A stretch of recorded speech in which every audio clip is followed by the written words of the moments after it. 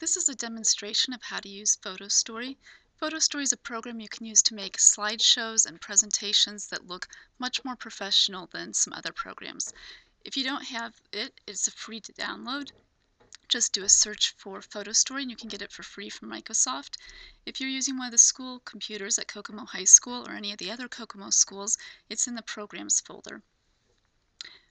When you open the program, you'll get a screen that looks like this. You have the choices to begin a new story, to edit a project, or to play a story. And today we're going to begin a new story, so we click Next. You'll get a screen that looks like this, and your first step is to import pictures. It's easiest if you have all of the pictures that you want on one file, but that's not necessary. You can import as many as you want, as many times as you want.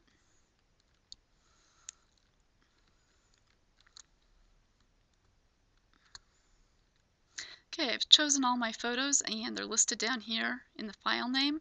There's a whole list of them. I click OK, and Photostory will start importing them.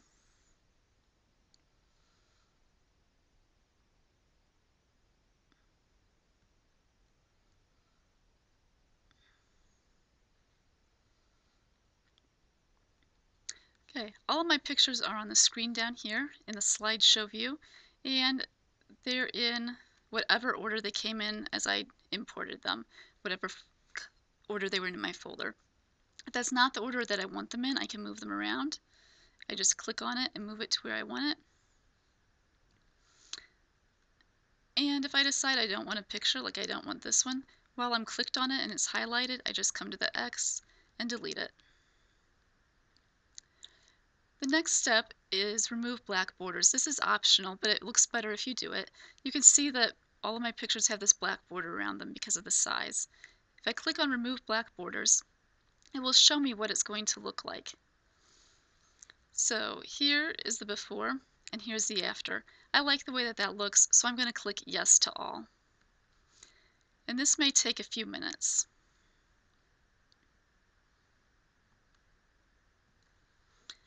Okay, and now it's done, so I'm going to click OK. It's completed removing all the borders. So my slideshow looks like this. And if I'm happy with the order that the pictures are in and the way that they look, I'm going to click Next. And now I can add text. So this is my first slide, and I'm going to give it some text. Say Brighton Pier, because that's where this is at. It automatically centers it on the slide in black. It doesn't look good on mine because you can't really see it. I'm going to move it to the top. I can move it to the left or to the right, and I like it on the right. If I want to change the color or the font, I click on this A.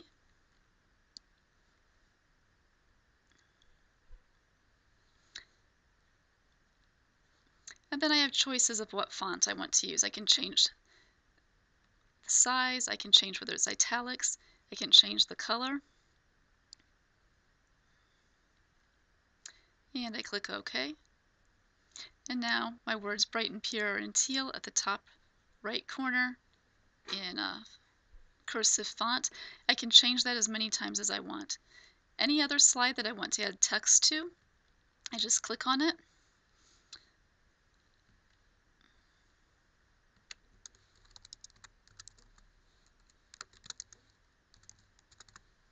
And again, I'm going to move it so that you can see it. Okay, this time I'm going to leave the font the same. Then you click Next. The next step is to narrate pictures and customize the motion. This is up to you whether you do this or not. Usually I don't add any narration, but you can. This is where you plug in a microphone and narrate it yourself. For the custom motion, this is kind of like on PowerPoint. You can decide where you want the picture to begin and end. What's it going to zoom in on? So if I want to specify the start and end position, let's see, I want it to start on the text and then end here. And I can preview that.